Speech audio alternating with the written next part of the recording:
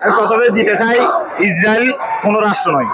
আমাদের ভুল একটা ইনফরমেশন আছে, ইসরায়েল একটা রাষ্ট্র, কিন্তু পৃথিবীর ইতিহাসে ইসরায়েল কোনো রাষ্ট্র নয়। বাংলাদেশ থেকেও কোনো ইসরায়েল নামের কোনো রাষ্ট্র এক্সিস্ট করে না। কারণ আমরা ইসরায়েল হচ্ছে একটা জঙ্গি গোষ্ঠী।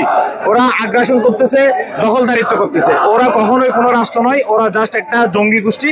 এই জঙ্গি গোষ্ঠী যে দখলদারিত্ব করতেছে, ওরা যেই মানবাধিকার লঙ্ঘন করতেছে, আমরা এটার বিরুদ্ধে আমাদের আজকের বিপ্লব উদ্যান থেকে আমরা বিক্ষোভ সমাবেশের মাধ্যমে আমরা জানাচ্ছি, প্রতিবাদ জানাচ্ছি।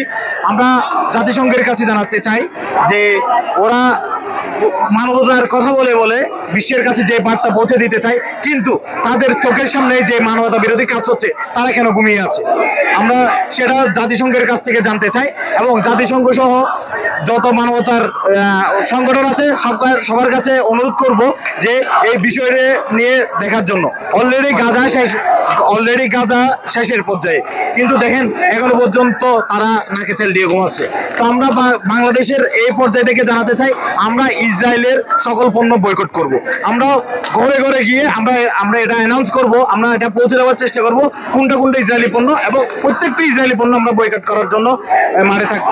মুসলিম বিশ্বকে কি বার্তা দিতে চান? মুসলিম বিশ্বকে বার্তা দিতে চাই, তারা এখন হচ্ছে কবি নাট্য মঞ্চের মধ্যে গিয়ে চলে গেছে। আমাদের এখন যেটা সৌদি আরবের রাষ্ট্রপ্রধান যারা আছেন, তারা এখন হচ্ছে ধর্মের নাম ব্যবহার করে করে ব্যবসা বাণিজ্যের মধ্যে তারা লিপ্ত হয়ে গেছে। তারা মানে অনৈতিক কাজকর্মের মধ্যে লিপ্ত হয়ে গেছে। কিন্তু তাদের উচিত ছিল মুসলিম বিশ্ব নিয়ে কাজ করা, মুসলিম বিশ্বের বিরুদ্ধে তারা উঠে দাঁড়ায়। এবং নট অনলি ফিলিস্তিন, অলসো ইন্ডিয়ার মধ্যে যেটা মুসলমানের বিরুদ্ধে ওরা কাজ করে যাচ্ছে, কদিন আগে ওয়াকফের একটা বিষয় নিয়ে, সবকিছু বিষয় নিয়ে মুসলিম বিশ্ব ঐক্য হয়ে এই বিষয়ের বিরুদ্ধে থাকুক।